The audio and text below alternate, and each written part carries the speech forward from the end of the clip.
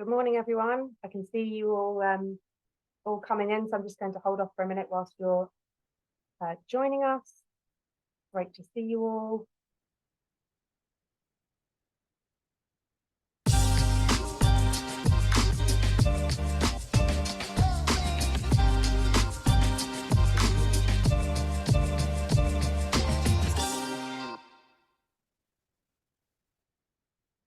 Hi, everyone. Good morning.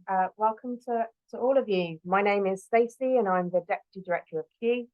Before I do my welcome, you might notice that my sound isn't amazing. I've done some tests this morning, so I'm using my big voice. If you want to adjust your sound and turn me up, please do. So my name's Stacey, I'm Deputy Director of Q. Great to be here. This event is one of the highlights of the year for us and hopefully for you too. It was great to see so many people here yesterday, and I'm looking forward to lots more today. Many of you might have finished the networking session that just took place. Always a great opportunity with these events to discover new connections and to reconnect. So some of you might be joining us for the very first time. Welcome. Great to have you here. And for others, this might be well-trodden ground and a chance to re-engage with colleagues or also Q itself. You're all very welcome. As a reminder, we also have our matching facility on the platform. So after completing a set of questions, you can get matched with other people across the community. I had a 96% match with Jana yesterday. So I don't know if you're here again today, Jana, but we're hopefully going to have a conversation. We thought 96% was a pretty good start. Tanya gave us a great overview of the event yesterday morning. And she was talking about, this event allowing us to share our ideas and experiences, to learn from one another, which is what the Q community is all about. We're showcasing some of your work from across the community over the last year and providing opportunities to connect across boundaries. So I'm really hoping that you'll leave the event feeling inspired and energized. It's also great to see people in the chat box there saying hi and introducing themselves. Please continue to do so.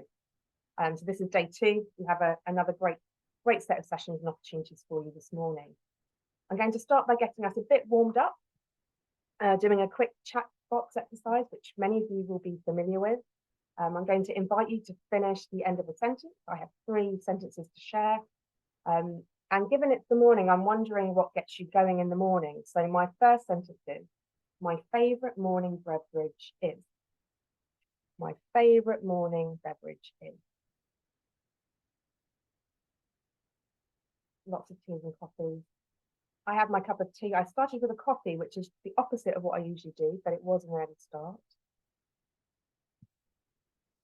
Lots of caffeine lovers. Oh, I saw a matcha pop in there. Excellent. Classic English tea, breakfast teas. Oh, black coffee and orange with fresh ginger. I'll have to try that one, mixing it up. Great stuff. Thanks, everyone. The second sentence is, a problem that I'm trying to solve right now is. A problem I'm trying to solve right now is. This could be in life, in work, in improvement. Take it where you want to. What's the problem you're trying to solve at the moment? Mine is my sound.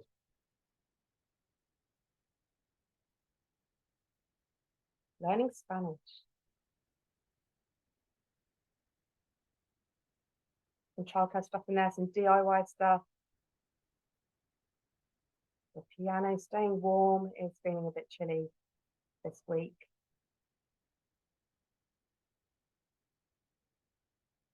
Changing focus from small to larger projects, and often how you move between things is actually really challenging. Sourdough bread. Rafi and the Q team is queen of sourdough bread. If you need any tips. Yeah, short-term and long-term improvement goals and the work we support. Yeah, Penny. Brilliant. Such a range of things in there. Thank you. My last sentence is at the bit of a check-in for today's event. At the end of today, I want to feel. At the end of today, I want to feel. How do you want to feel? Energized, confused, inspired. Excited. Yes, we want these types of events to kind of help us build momentum and move some of ideas and learning from other people into action, don't we? Aligned.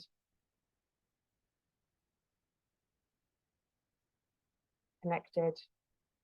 Great stuff. Feel free to keep popping things in the chat box as we go through.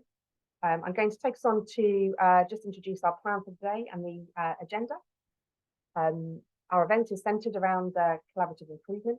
Our event covers our 3 themes, which you will have been engaging with yesterday if you were here. So that is firstly around bringing improvement and digital together for sustainable change, reducing weighting and ways that can support broader transformation goals. We had a great session on that yesterday. Some of the resources will be on the platform. And thirdly, enabling integration improvement across sectors. There are themes, and you'll see those tagged within the Spotme platform. We're going to move into session 1 very shortly. It's a chance for you to hear about the principles underpinning good engagement of staff and change. So get ready for some great discussions and some breakout groups. Our second session is exploring how to work effectively across systems. That's with Penny, Jen, Michelle, and Jane. We'll come back together later to have some reflection time, to hear from a few of you at the end of the event and how that's gone for you and what you're taking away from it. We have comfort breaks in between all of those sessions for you to have a stretch or reach for that favoured beverage. A few things housekeeping wise, you can share your thoughts, updates, musings via the homepage on Spotme. Please do that if you get a chance. It's great to see what you're thinking and feeling. There is a support button on there. There is a person at the other end of it, so if you're getting stuck with something technical, please use that. And then you can find slides and resources relevant to each of the sessions in the description on the agenda. These will be collated into the resources tab as well. That's all I wanted to say to welcome you this morning. I'm going to hand over to Matt, who's joined by Vardy, Annie and Julia. Enjoy the first session, everyone, and look forward to connecting with you across the day.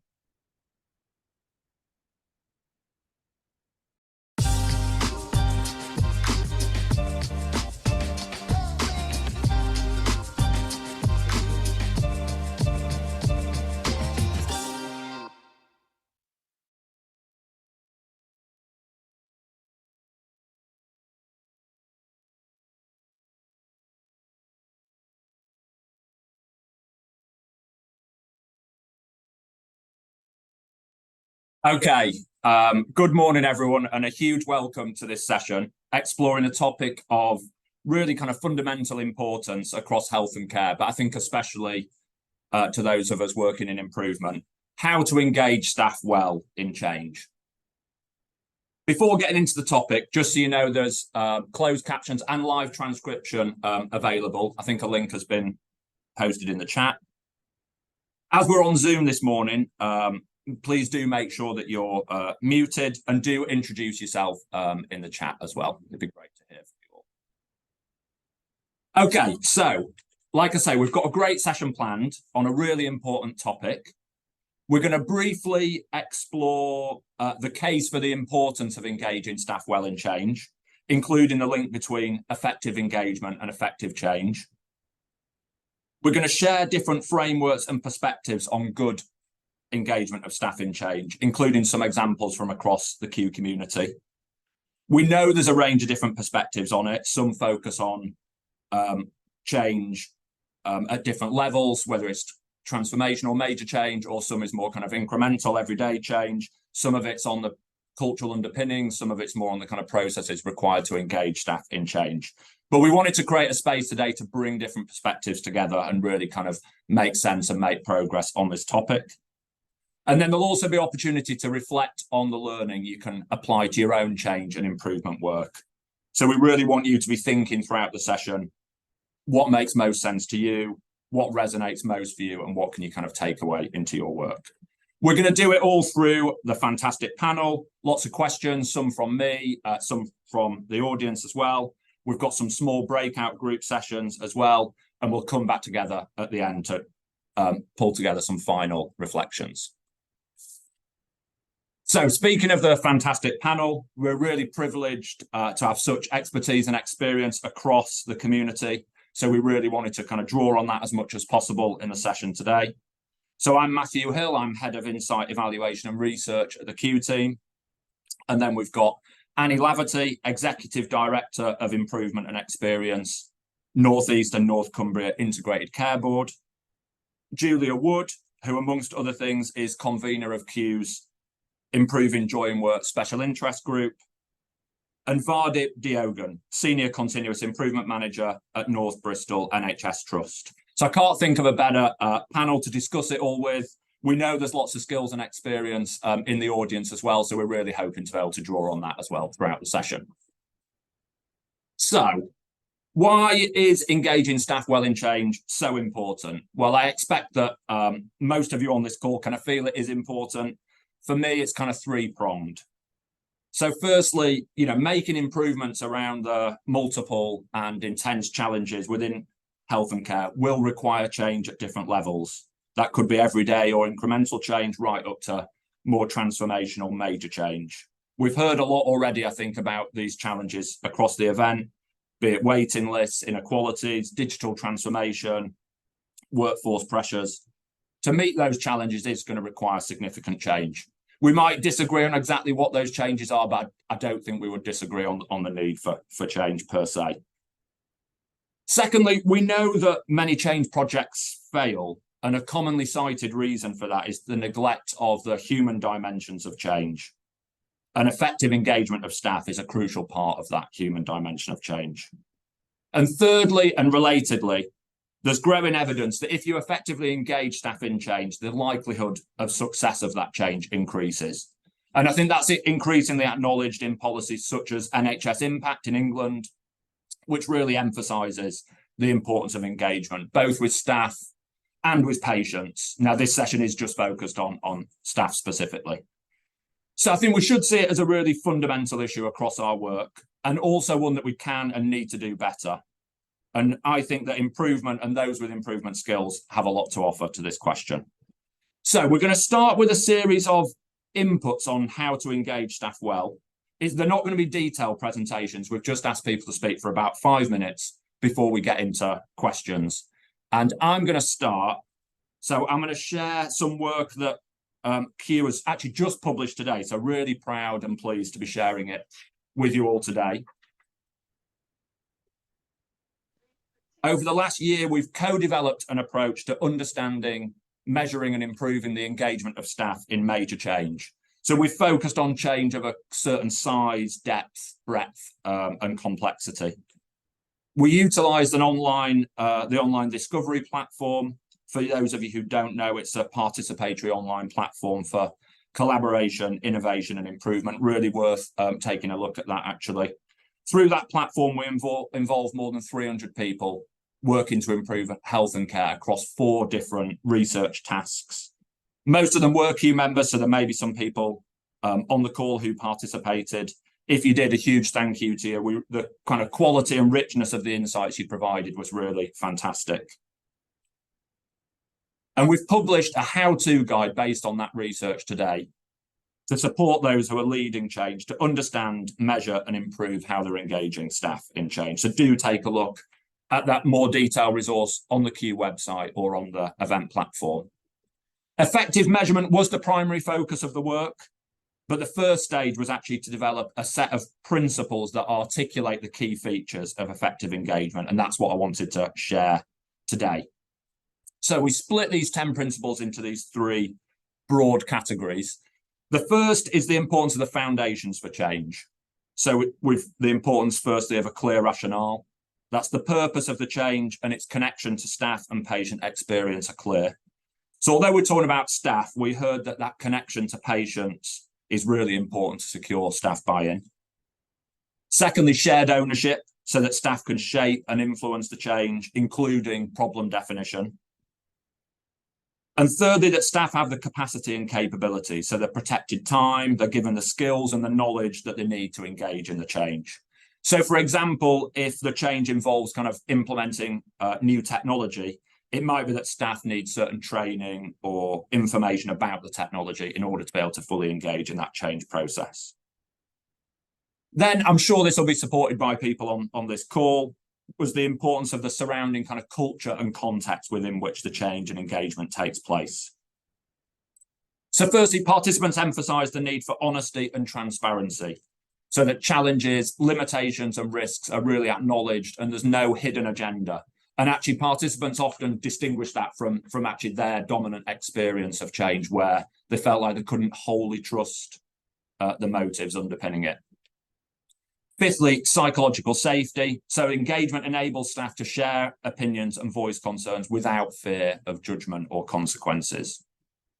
Sixthly, that it's appreciative and compassionate, so that engagement really builds on staff achievements and recognises the sometimes strong emotions that change provokes. That could be a leadership behaviour, or it could even be the kind of provision of actual support for staff.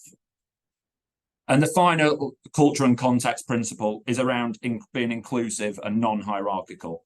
So there's this core belief that everyone has a valid point of view and something to contribute, and that no one person has all the answers.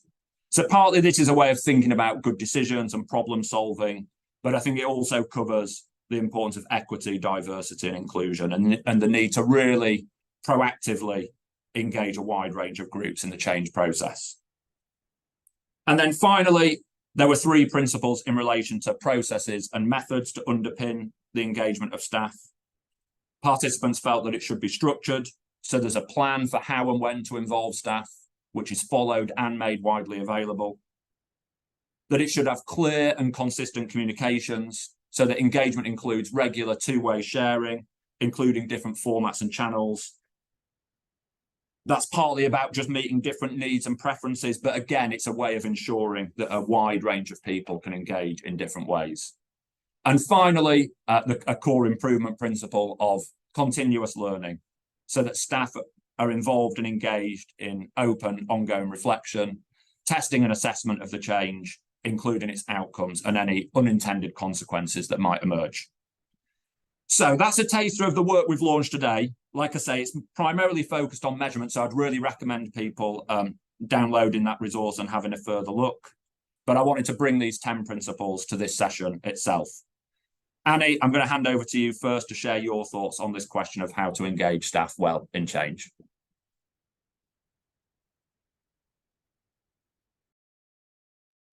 Oh, sorry, Annie, you just need to unmute.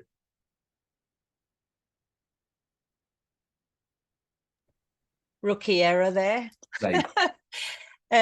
Thanks, everyone. I mean, a real privilege to join you all this morning and great to be part of a really important session, I think.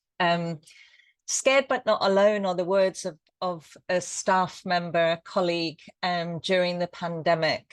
And so I wanted to share very briefly some important work that we carried out during COVID about understanding more about how staff deal with uncertainty at times of change, when we're all so hardwired as human beings for wanting to know what was going to happen next. We can have the next slide, please, Matt.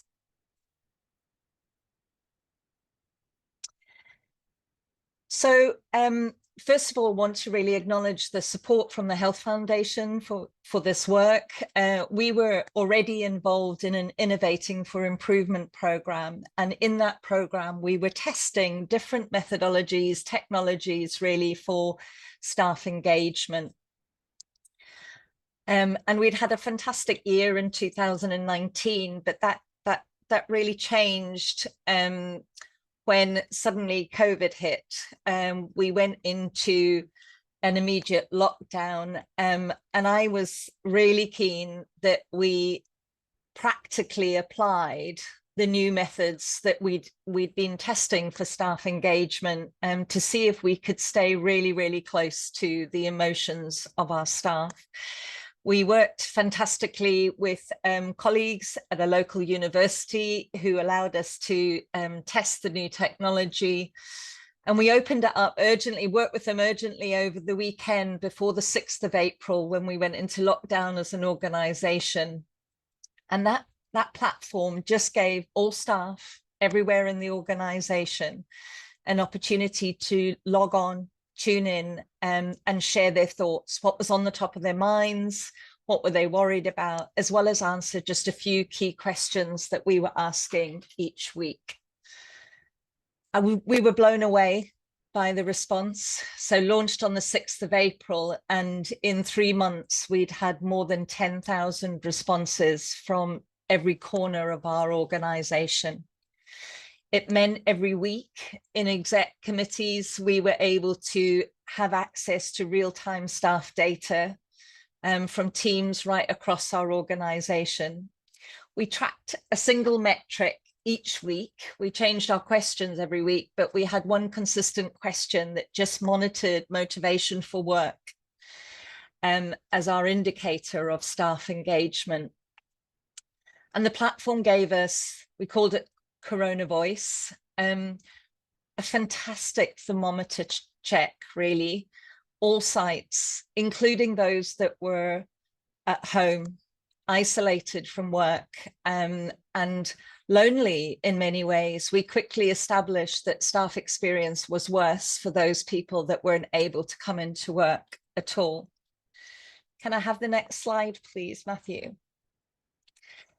So just to share, we took those 10,000 comments and as well as giving us really, really practical things that we could focus on and try to improve on a week-by-week basis.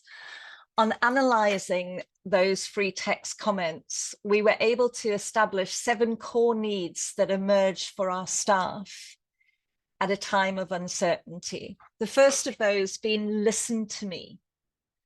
So the surveys gave individuals a voice. It gave them an opportunity to reflect and express their emotions, difficult emotions. Not only did this make staff feel valued, but it also helped them to ventilate negative feelings and reduce stress. Some people felt that it positively reflected on the trust and demonstrated that the organisation was interested in hearing their views. Care about me was the other need. So very early in the process, Northumbria chose to address some of the fundamental needs of staff. So providing workforce with free food, free parking, hotel accommodation, should it be necessary to stay away from home. Big gestures, small gestures, checking in, daily calls to check in on critical care staff, free milk and basic groceries for staff that didn't have the time to go shopping after long shifts. The third need, keep me safe. In Matt's principles today as well, I note the importance of psychological safety. But many emphasise the Trust's efforts to ensure that staff and patients were kept as safe as possible during the pandemic. So sinks appeared outside all of our hospitals, hand washing stations at each of our entrances, weekly videos and QA sessions with infection control staff, helping staff, effective signage, helping people to feel confident about social distancing, and other colleagues to feel safer at work. We learned which staff felt least safe at work, and it wasn't our clinical staff. So it enabled us to direct messages around safely.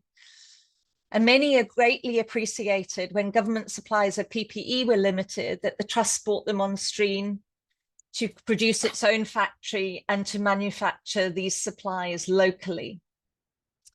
Keep me connected, the importance of communication. Staff found comfort in honest, open, transparent, and frequent communication, daily briefings and weekly chief executive check-ins.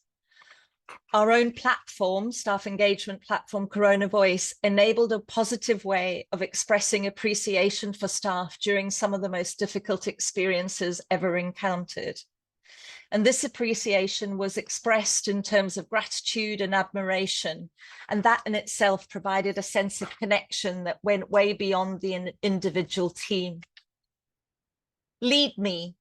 Leadership was identified as a vital factor in determining staff well-being and experience.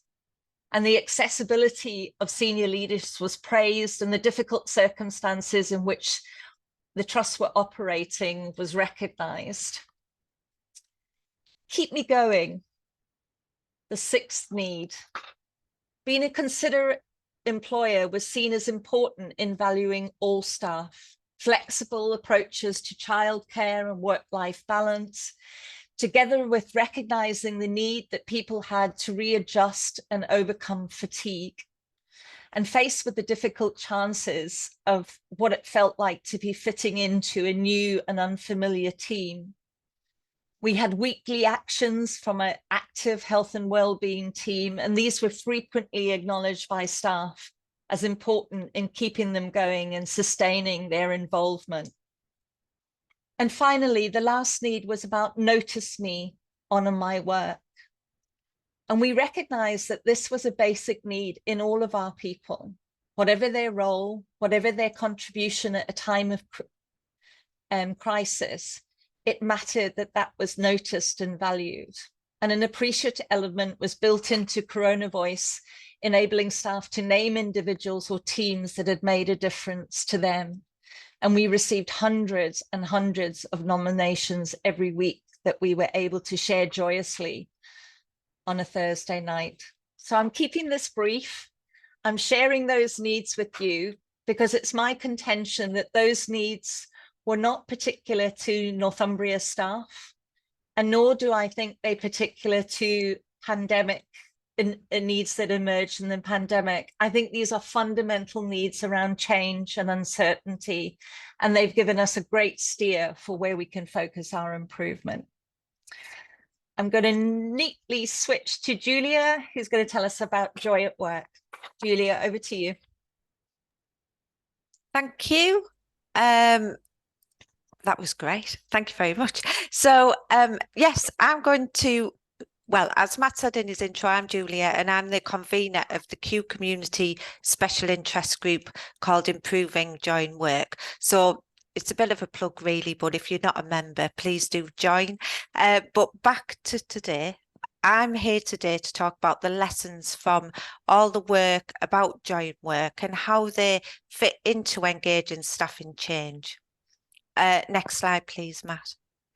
So this quote is taken from a publication by the King's Fund from 2015.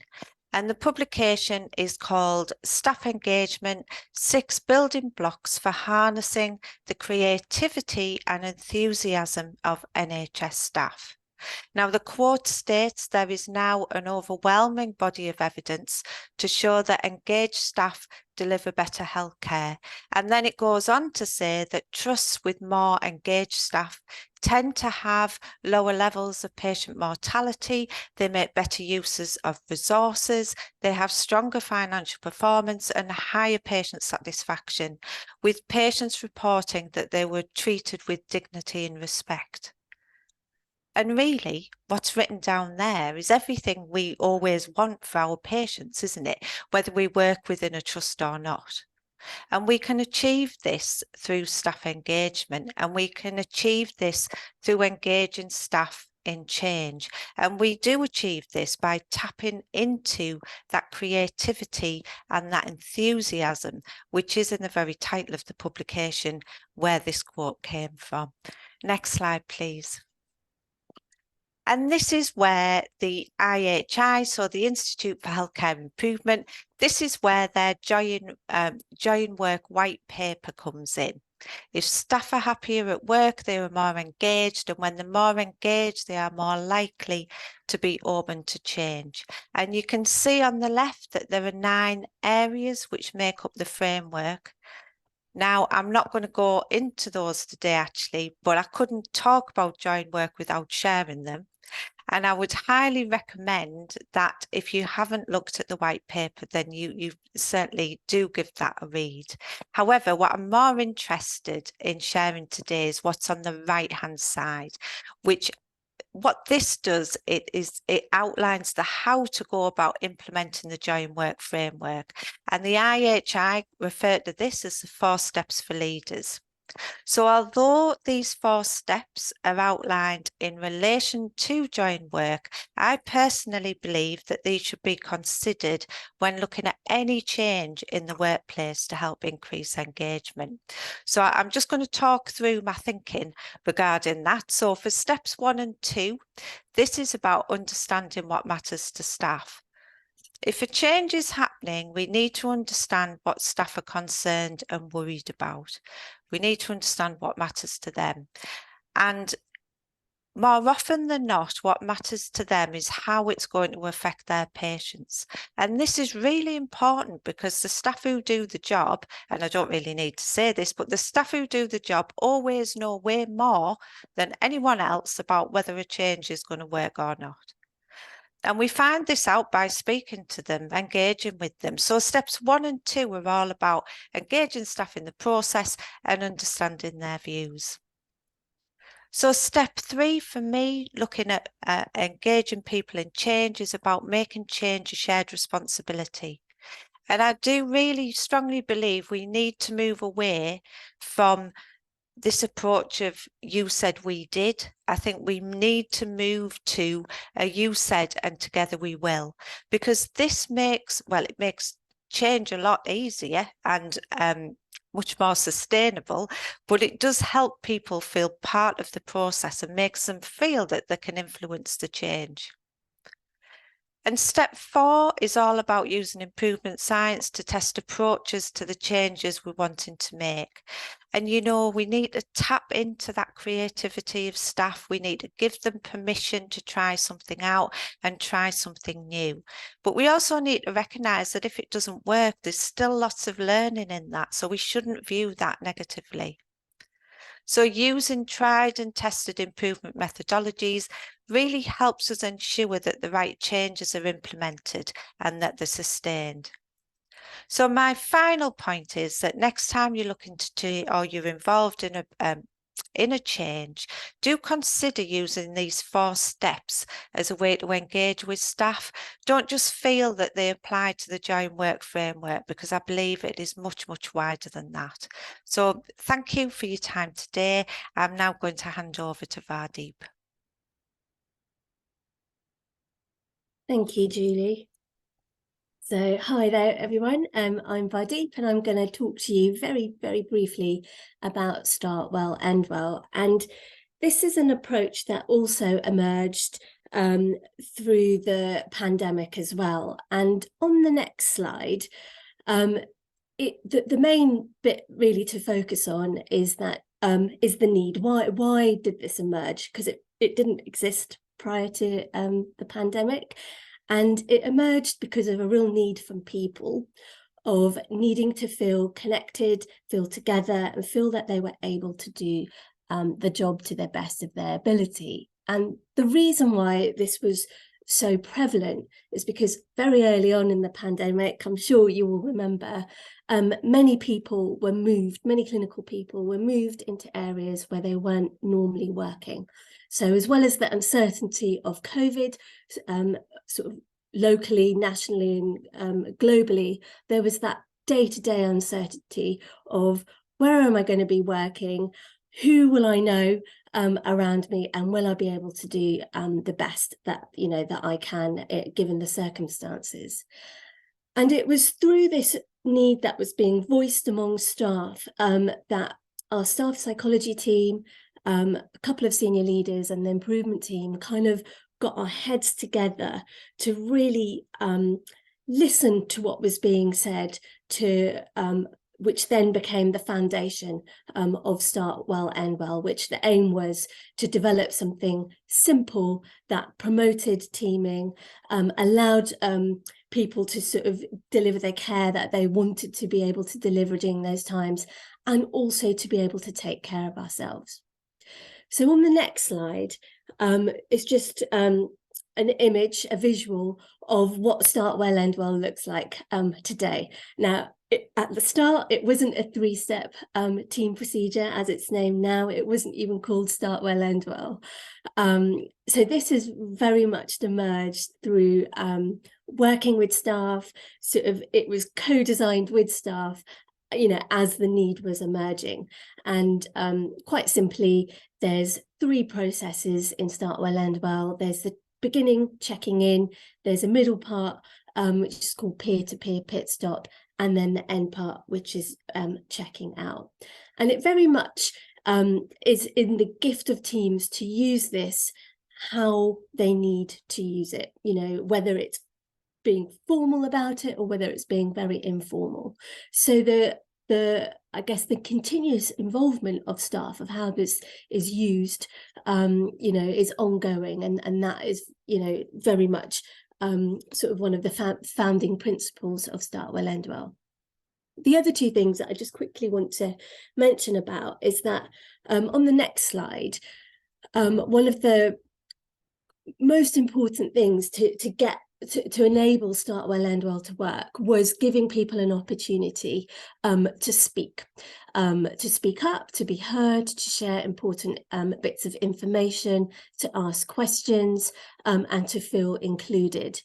And essentially having a voice. And in other words, this is describing psychological safety. Both Annie and Julia mentioned this in their talks, and Matt mentioned this as well in the 10 principles of staff engagement. And we know already the evidence base is there, particularly from the Google Aristotle project, that psychological safety is one of the top 5 elements of teams that work well.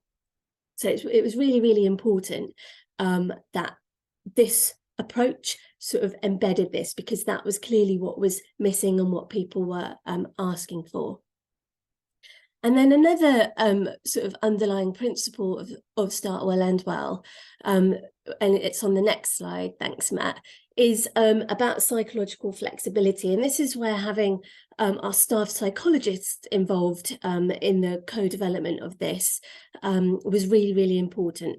I'm not a psychologist, so I'm not going to go in detail of this, but just to say that psychological flexibility is an evidence-based concept taken from acceptance commitment therapy, and is very much about staff feeling that they're able to influence, that they feel that they belong during times of uncertainty, and that ability to look after each other. So, you know, yeah, it's just emphasising the sort of the models, I suppose, that underpin Start Well, End Well. And then lastly, just to finish off, because I'm sure there'll be plenty of questions, you know, this is very much has been a journey from the beginning, and it continues to be. And we were lucky that we were able to get some funding through the Q Exchange to help evaluate the impact of Start Well, End Well. And it has probably evolved even more than I realise, but that's probably a good place for me to stop. Fantastic. Thanks very much. Annie, Julia and Vardy, some really kind of powerful points there. You know, I think a lot, isn't it, about needs and fundamental needs and kind of how to meet them. So, okay, so we've had those different perspectives on engaging staff well in change. We know there's lots of different kind of angles and ways to approach it. Equally, a lot of, I think, common ground across what we've heard. Now we're just going to try and get under the skin of the different perspectives a little bit more. So I'm going to start with a few questions for the panel, and then we will move into smaller breakout discussions. So Annie, I'll come to you first. We've heard, haven't we, that, you know, there's a number of kind of useful and powerful frameworks. Why do you think we're still falling short on how we engage staff in change? Oh, sorry, Annie, you just have to come off. Okay.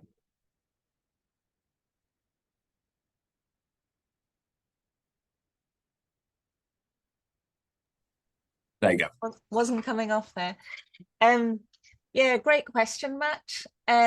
Because the evidence of the importance of this has been around for a while. These are personal views. I sometimes worry that in times when it's really important for us to engage our staff, or when the emotional stakes are high, and COVID was a classic example of that. But in other major organizational change, and in that uncertainty, people's emotions in that are sometimes unpredictable. So I sometimes think there's a reluctance because of a fear of what engagement is going to uncover. Do you know what I mean? I think it's true of patient engagement too. Be careful of asking the questions, because you just never know what people might want and whether you can meet that need or not. So I think there's sometimes an underlying fear of what it will uncover.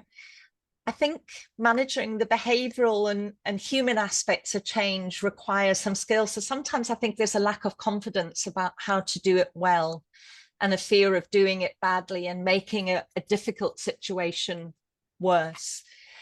My own experience is that, and I find it hard to separate staff experience and patient experience engagement, because I see them as so interconnected in healthcare, that by making a start, by asking the question, that is an intervention in its own right. People value, our staff felt more cared for because we asked them how they were than if we hadn't asked the question at all. So I think to encourage people to get over that reluctance and to make a start, you won't know what's going to come. Some of the feedback you're going to hear, you're not going to like, probably. It's going to be difficult to swallow, but having the courage to do it anyway, I think is the right thing. And I think people worry about that. Certainly exec colleagues at the time of the at COVID were saying, do we really want to ask staff how they are? Don't we know already how badly they're feeling? So some of my reflections. Great stuff. Thanks very much, Annie. Okay, Julia, I'm going to come to you with a different question. So what can improvement and improvers bring to this kind of challenge specifically? This challenge of how to engage staff well in change? I think what improvement and improvers can bring to that is some of the quality improvement tools and techniques which can support with implementation and sustainability, because I think improvers have the knowledge of the tools, and we can work with the teams or with the experts within what they do to help them with implementation and sustainability. And I think improvers as well can share how to engage with staff using the different techniques too, which collectively can mean that we can make the right changes at the right time and that they're sustainable in the long term. Great stuff. Annie or Vardeep, anything to chip in on that? Obviously, it's a fundamental challenge across health and care, isn't it? What can kind of improvement and improvers bring specifically, do you think? And again, I wouldn't separate the work. So staff engagement was improvement work for me. It wasn't about whether you were improving sepsis on a ward or morale in a maternity unit. It was the same approach. So fundamental principles about staying close to the people that are delivering the work. They know more than anyone about where the solutions might be. Something about measurement, really reliable measurement, going where there's an evidence base to understand what might be helpful, having clarity and transparency about what you need to improve and where, recognizing individual contexts, good involvement of the people most impacted by that change in the improvement effort, to shape innovation and diversity of thought, all of the things we do. And then recognizing we don't have the answers, we don't know. So a boldness about testing and trying and a willingness to fail, all things that, you know, as improvers, we've got scars on for, all helped in an approach to improving staff engagement, in my view. Great stuff. Vardeep, did you want to come in as well? It's really just echoing that. I think the words courage and being curious and having that mindset as you go into this work feels like it's really fundamental. Yeah. Great stuff. And actually, I'll come back to you, Vardeep, with another question. So I guess there's often quite a lot of focus on engaging staff at the kind of start of change. How can we kind of engage staff to actually sustain the change once it's been introduced? Yeah, really good question, and it is a challenge. And I can only use, I suppose, my own experiences specifically related to Start Well, End Well, to talk a bit about that, because I suppose when change is introduced and that engagement, early engagement is there, that shouldn't be, that's it, we're done. I suppose it depends on what it is that you're doing, but certainly with Start Well, End Well, that wasn't right, that's it, here you go, use this. It really required staff to be, for that shared purpose, to sort of continue to grow, that need to continue to grow, for that to be sustained. I suppose there's something around motivation there as well. If that change is meeting a need, then that motivation to continue to be engaged, it is like a key to behavior change, isn't it? So yeah, so it's always, I guess, having that door open, that it's not a one-off sort of tick box exercise. And if we just move away from that mentality, that would be really helpful. And it's continuing to allow people to add to that things develop as the need changes. So yes, to me, it's very fluid. Great stuff. Thanks very much, Vardy. Annie or Julia, anything to add on that question of really engaging staff to actually sustain change? I think it's been really clear on impact. So Corona Voice changed, and it's in various iterations since then, but it was the impact of Corona Voice that allowed us the organization to say, we didn't want this to stop, actually. Staying this close to our staff emotions should be something we're doing all the time. It's no longer called Corona Voice. The interventions that have followed from that measurement have changed and iterated over time, depending on context. So keeping it current, refreshing a bit, but really, really being clear about impact so that it impacts on cultural change. And then people thinking, no, this is just what we do around here. What we do around here is that we understand how everything is felt through the eyes of our staff and our patients, and that becomes business as usual.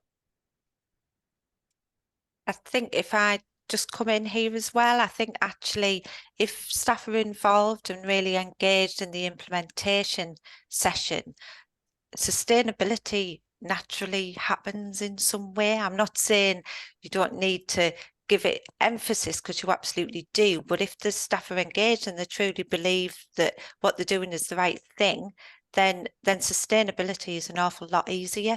I think the last comment I wanted to make on this as well is that quite a lot of times in quality improvement, we start looking at sustainability way too late. We need to start looking at it much earlier on in the process and having those discussions with staff about what would this look like when it's sustained. So I think that was really my last comment on that. Great stuff. Thanks very much. So we've got the conversation started. We want to keep it going now in some smaller breakout groups. So I know there's always a temptation, isn't there, when people mention breakouts to leave. Do try and stay with us if you can, because we will be coming back afterwards as well to hear a bit more from the panel. We're going to keep it fairly open. So we'll have about 8 minutes in small groups of around 5. Please just introduce yourself, share any reflections you have. And then what we want from people is to kind of agree as a group one outstanding question that you want to bring back to the whole group, and do nominate one person to ask that question as well. Okay, I'll pop those instructions and questions in the chat, and then we're going to be split off into smaller groups of 5. Great way to kind of reflect and connect with other members, and then we'll all come back together for the final reflexive session.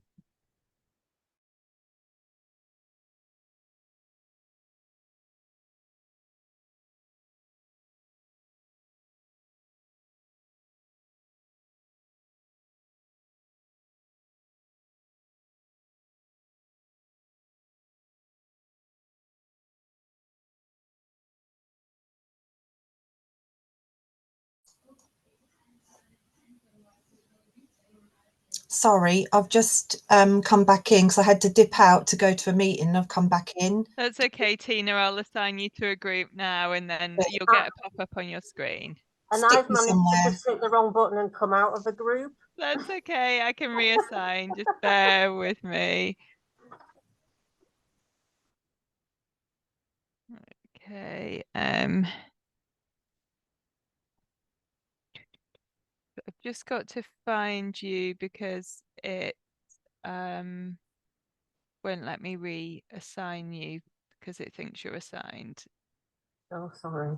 It's I all don't know right. what I clicked. I obviously clicked something. Don't worry at all. I just got to find you in my list to here you are.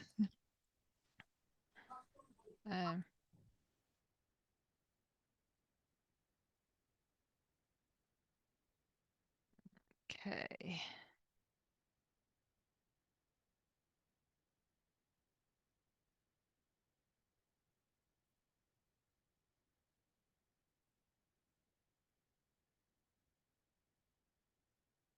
Got a few people not gone to breakouts, just to let you know.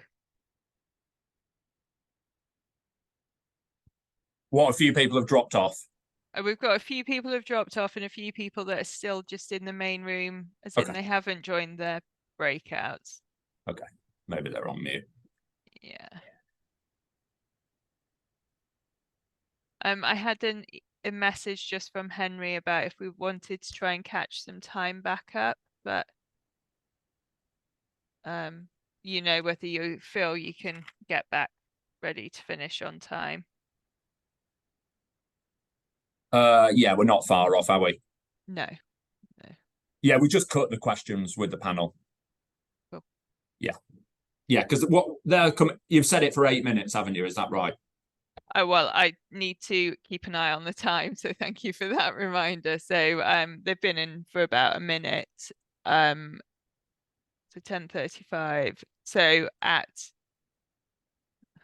sorry, my brain is really 42, slow. go for 42. Yeah. Yeah, they might have gone a bit earlier. If we're getting back at 42, then we're fine, because actually that agenda that Stacey shared was out of date, wasn't it? We're actually running till 11.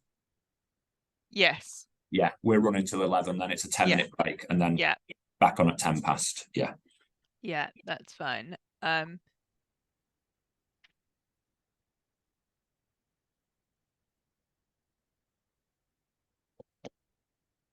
Sorry, 1 second. Alex, take me out that room. I mean, Matthew will know who I am and know I'm not joining, but just sorry, we've got a live set. We've got the session on live in the office as well. And yeah, leave the breakout room. I don't want people wondering why I'm not joining a meeting.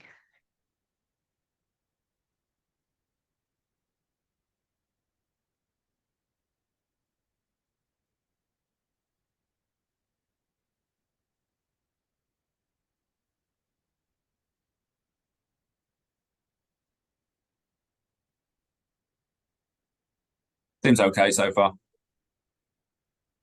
Yeah. A few dropped off. Yeah, we'll see how many come back from the breakouts. Hopefully plenty. What I'll do is at 10:40, I'll just broadcast a message to all the groups saying 2 minutes. Yeah, great. Yeah. We've got a bit of flexibility, so yeah, that's fine. I think it's good to give them a bit of time in the groups. Yeah.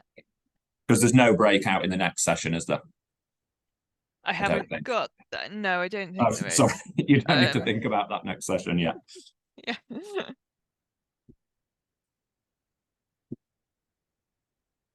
They all keep muddling in my head as well because I've just looked at every session plan, but no, I think you're right. There's no.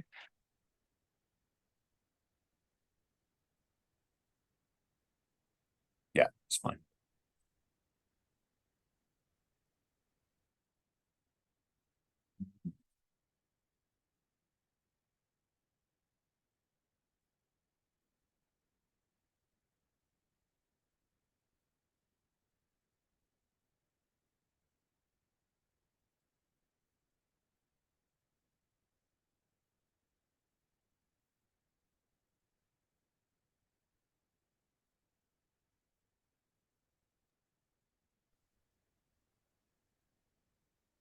Hi, Ruth. I just noticed you popped back in. Did you want to be assigned to a breakout group or have you just rejoined the session? No, I just didn't have as much to contribute as I was just here to listen and learn. Okay, no worries. That's absolutely fine.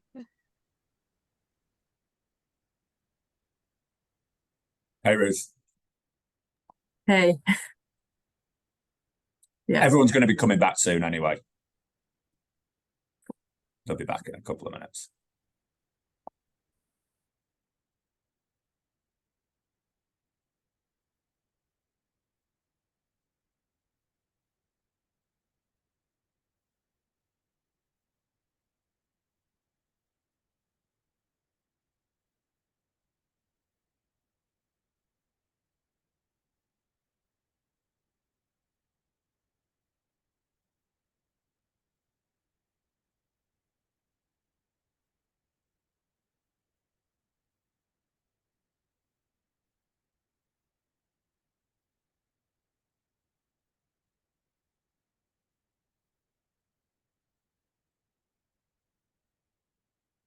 Sorry, Natasha, can I just ask you something? Yeah, of course. I was just about to broadcast that message. Oh, you go for that. Go for that first. It's all right. Gone. And then, so are people automatically, do they automatically have their cameras and turned off? No, No. well, Okay. it's whatever Q's normal settings are, so I can't imagine so. So this is Q's Zoom account, so it'd be your Okay. usual settings. Ruth, if you're there, could you just try and put your camera on just for a second? Yeah, that's fine. And you can raise your hand, can't you, as well? Raise hand. Under reactions, yeah. That's what I'm gonna. That's how I'm gonna run the Q&A. I'm gonna get everyone to post the question in the chat, and then I'm going to ask them to actually put their hand up if they want to ask it. Yeah. I think it'd be nicer to hear from them. I now can't put my thumb down, it seems, though. I'm just stuck thumbs up. I can. Oh no, I can't. Usually I can. Oh, it's gone. It's gone. It has gone. Yeah. Okay. Right, I'm just going to close all the rooms, so you might have people start pinging back in, but it does give them a minute or two. I'm not sure. 120 seconds. Wasn't sure what it's set up to on Q. So you got 120 seconds to 2 minutes. People will all come back in automatically. Okay, so you've done that, yeah? Yep. Yeah, great. Hopefully they'll max it out.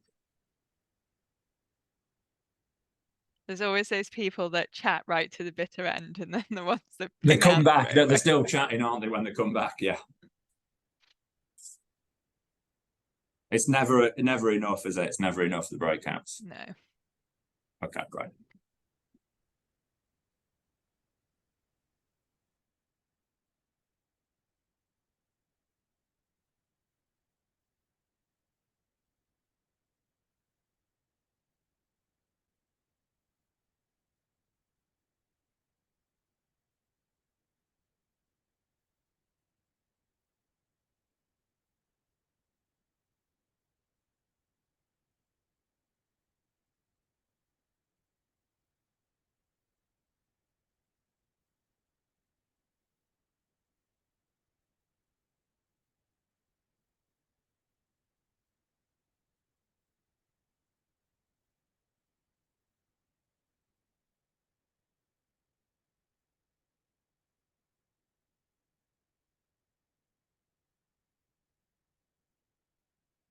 Okay, everyone's just starting to make their way back. We'll just give them a minute or so.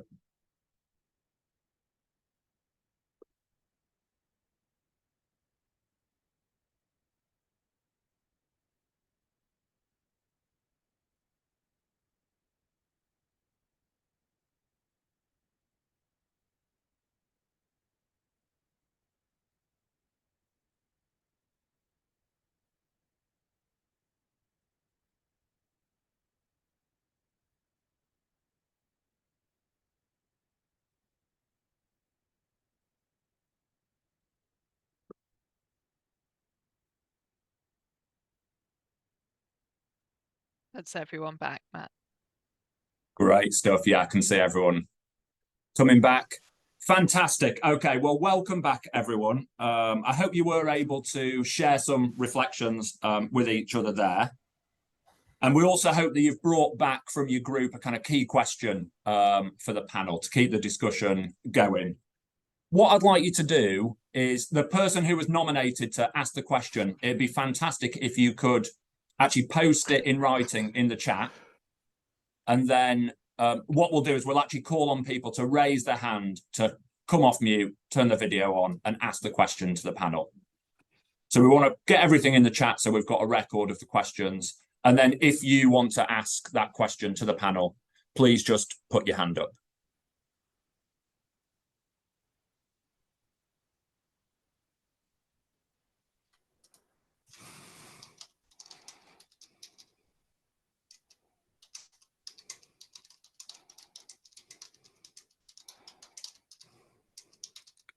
Right. Anyone want to come in and raise the hand and ask their question to the panel? And then maybe you can always add your question to the chat after that.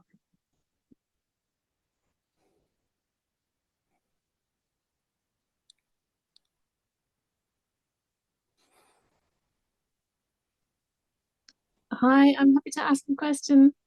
Is that Jill? Quiva. Quiva, go for it. Sorry, We've I got did a few not, did hands I up. not raise my hand? No, that's fine. You go for it first, and then we'll work around the others. Well, thanks to all the speakers for a fantastic, really inspiring session. It's really interesting to hear all of your experiences. And we were wondering about the level of resources, particularly in terms of staff that you needed to carry out the work that you did. We were trying to think about operationalizing it, because we think some of the work that you've done would be really useful to apply locally. All right, thanks very much. The resources required, great stuff. Annie, did you want to come on that first, and then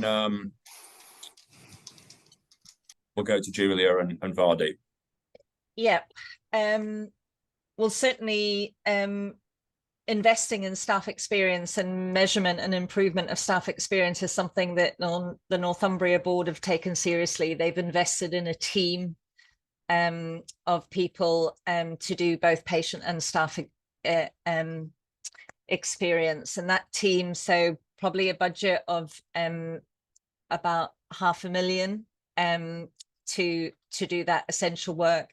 In terms of Corona Voice, it wasn't a lot. We were supported in the context of the work we were doing with the Health Foundation, but the platform itself was free. We had university colleagues who wanted to test their technology in practice. We did formally analyze all the free text comments, because it was an exceptional circumstance and we really wanted that data formally analyzed. So we did pay for a qualitative researcher to interpret all of that data for us. The platform itself gave us all of the quantitative data week by week, so that wasn't a cost. So if you want to get in touch about the platform and sharing that, then certainly there's things that you could do relatively quickly and cheaply. In terms of the improvement work, we have it as part of our organizational development offer. We have invested in qualified staff who are ready to work with teams in the context of improvement to act on the results that we get from our engagement. And I think that investment from the board has reaped evidence. We have to think about the cost of not doing this work, because it's far greater. Great stuff. Thanks very much, Annie. A really important, I guess, constraint, isn't it, and barrier for people. But I guess what we're all saying, isn't it, is that to do it well, we probably do require more resources and time, and we do need to make the case for that. But like you say, it's hopefully more than justified by the return. Vardeep or Julia, did you want to come in on that? Yeah, it is a really good question, and it's a challenge that we had, which was partly why we bidded for the Q Exchange money, to put it on the map in our organisation, to sort of get that another way of getting that sort of senior support, and that this is work that we're doing. You know, it's not a side business, it's not a side hustle. This is important work, and we want to evaluate it and share the impact of that internally. And then that kind of ring-fenced sort of time and resource from the improvement team and the psychology team during that period. Going forward, the psychology team, this is very much in their ownership now, and they would start well, end well, they sort of continue it going forwards. But I suppose the wider question, I'd be really interested, Annie, perhaps separately, to hear about how your organisation has got that sort of organizational development offer, because that is something that we struggle with in my place of work. But great stuff. Okay, there's I can see so many fantastic, really important questions coming in. We're just going to keep the conversation going. So we've probably got time for a couple more questions from the audience. So we're going to go to Jill first, and then Megan once we've heard from the panel. Jill, go for it. Thanks. And thanks to room one, because we had a good discussion. I think we spoke about sometimes if you put improvement, people know they have to engage, or there's sort of like, oh, you've got to engage. But other change, like organisational change, restructure, or sometimes it's not, the staff aren't engaged with. So it's very much ad hoc. So it's how you, and we said it's the myth sometimes. It's going to take a lot of time. It's going to be something that, is going to put us derailers. So we sort of thought, how do you get that courage to have those conversations? So yeah, that was our and I think it's been said, you know, how do you encourage the courage? And Jill, is that courage from everyone? Is that those leading the change or those engaging, or yeah, both? Yeah, great. I think leading the change, I think, as much as anything, because I think that's sometimes where the fear comes from. Yeah. Fantastic. Anyone want to take that? I can pop in, Sorry. maybe. Yeah, go for it, Julia. Well, I was just going to say there, I think courage can happen a lot easier when you've got psychological safety within your organisation, so you can open up to those discussions and people are kind of given permission then to try different things, and with that comes courage to test out new ways of working. So I just wanted to mention that. I'll hand over to Annie though, because I got in before you, Annie. No, good point to make. I think for me, something about the courage comes from ensuring that the way that you approach and measure and understand is respectful. I think if you can genuinely say our approach is respectful, and that it is inclusive, and accept that not everyone is going to be happy. And we need to listen and also hear why. And not personalize that, but recognize that feedback is such a gift in terms of getting better.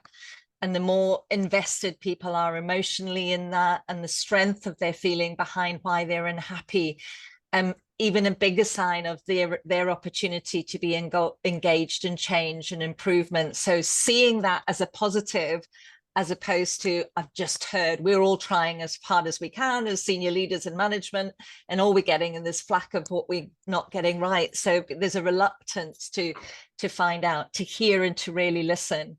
So there's two things, willingness to do that, find the courage from respectful measurement, but also an authenticity around a willingness to learn and understand, and then act. Really, really demonstrate quickly that you're acting on what people tell you, so that they can, and that their involvement in that action and change is respected and wanted in that process. So all of those things we didn't know, to be honest. It also, sometimes the courage comes from having a leap and finding out, it was a PDSA cycle for sure.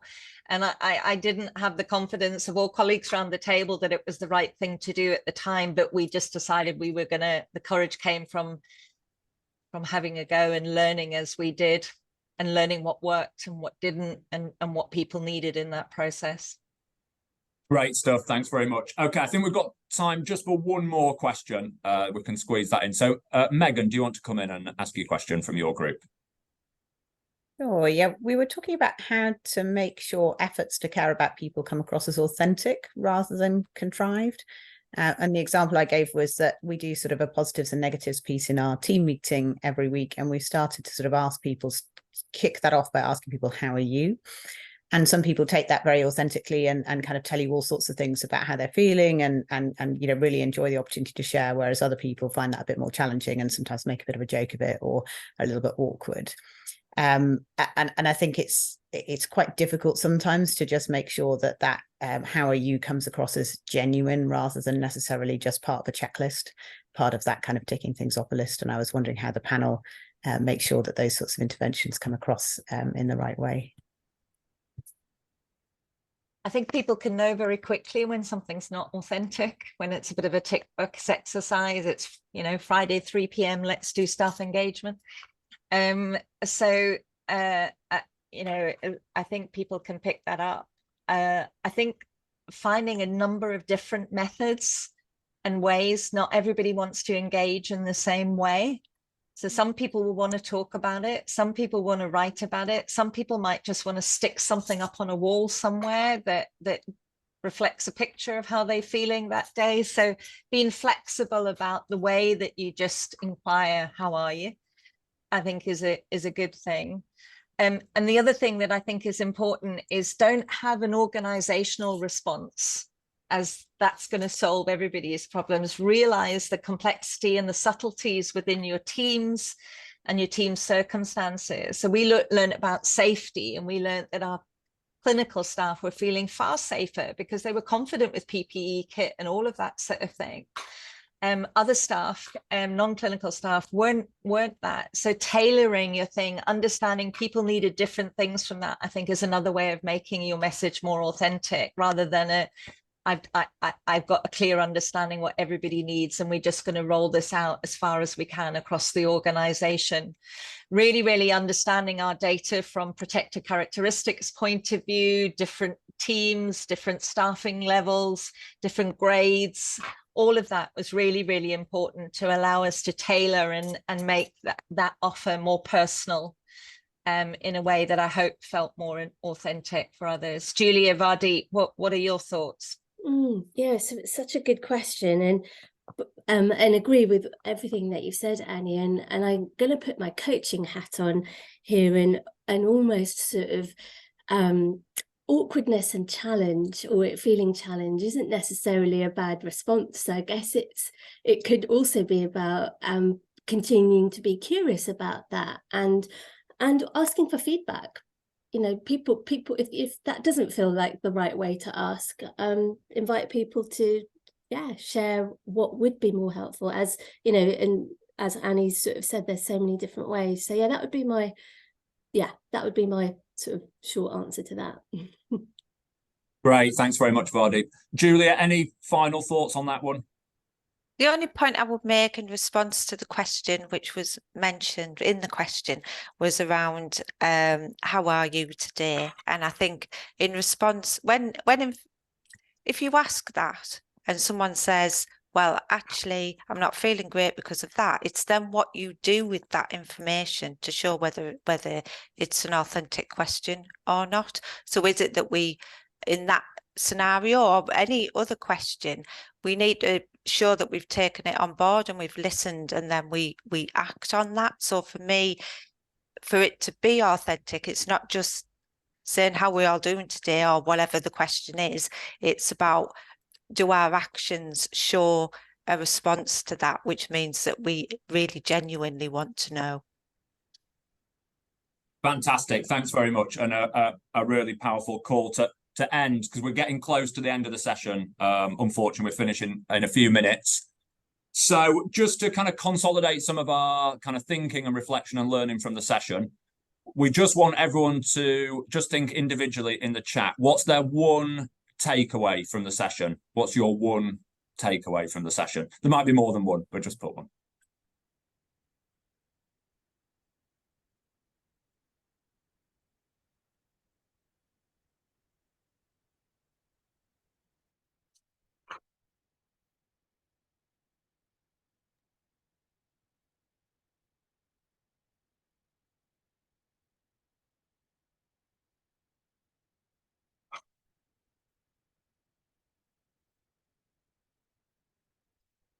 Great stuff. I think people are typing away. There's a few coming in now. And then just as people are reflecting on that final question, we're also just going to launch an evaluation poll. It's just one question on the session, so it'd be great if everyone could respond to that.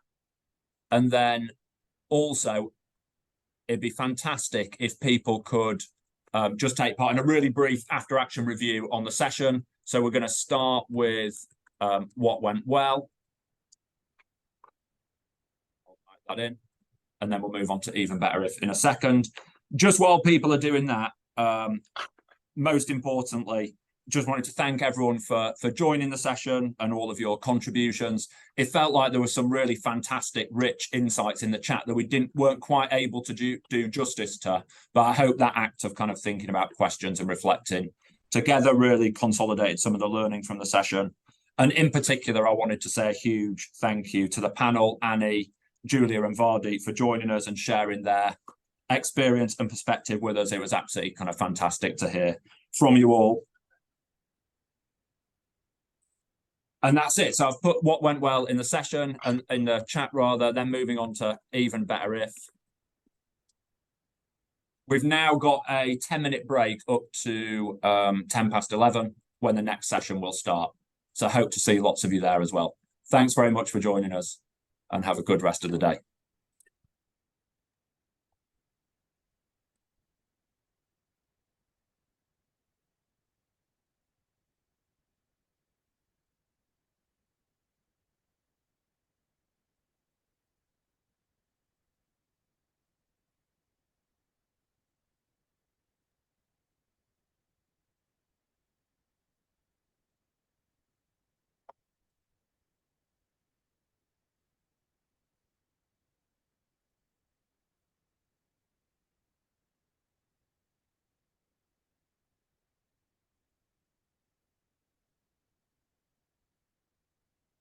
I'm just here looking at the chat. Is that okay? Or you guys need to do debrief? No, that's fine. Yeah, yeah, Okay, you stick around for the chat. Yeah, that's I'm great. just pulling it all out so that I can make sure I've got a page of all the resources, and then I'll sling away. Thank you very much. Yeah, sure, not a problem, not a problem. No, thanks so much for joining. Yeah, no, I don't think we need to do debrief too much. We'll do a bit of that after, but yeah, just a massive thank you, Annie, Julia, and Vardeep. Really appreciate you taking the time out to join us today. I'm sorry I can't stay for the whole day. Really would like to, but hope it goes well.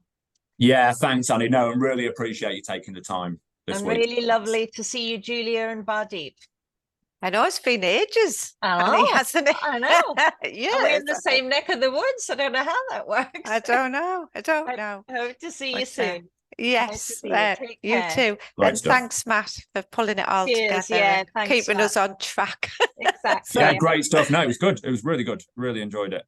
Okay, good stuff. Thanks, everyone. See you Take care. soon. Bye. Bye.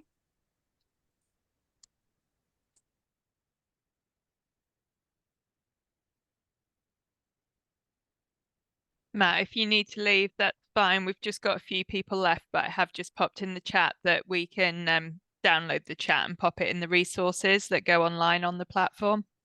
Yeah, great stuff. That's great, Natasha. Thanks very much. There was just a couple of questions. Oh, yeah. So it's a different link for the next session. Yes. Yeah, so they and go it's into the on platform. the platform. Yeah. I was just trying to respond to Lauren, but she's gone. But I've got her email, so that's fine. All right, good stuff. Do you have the poll results as well? Yes. I do. What I'll do I don't know if you is just email them. yeah, I'll do that. Yeah, I'd just be interested. I can't download them, I think, because they'll be in the queue. Okay, they just thing, flashed but up. Yeah, that's Adriana great. will send me everything, and there'll be a full report anyway afterwards. Lovely. All right, Okay, thanks very cheers. much. Cheers, Sarah. Cheers, Natasha. Thanks. See ya. Bye.